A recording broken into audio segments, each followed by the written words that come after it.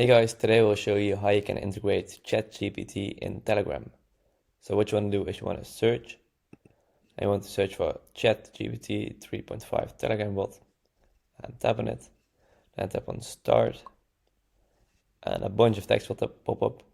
So it actually works the same as the normal ChatGPT, so you can ask him anything. For example,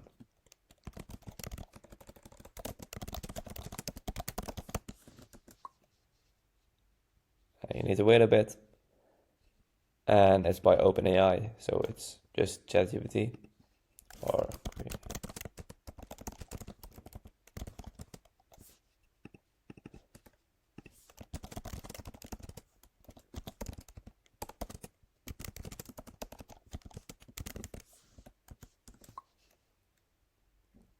it can create summaries, it can do all the things ChatGPT can do, because it is ChatGPT, just within Telegram.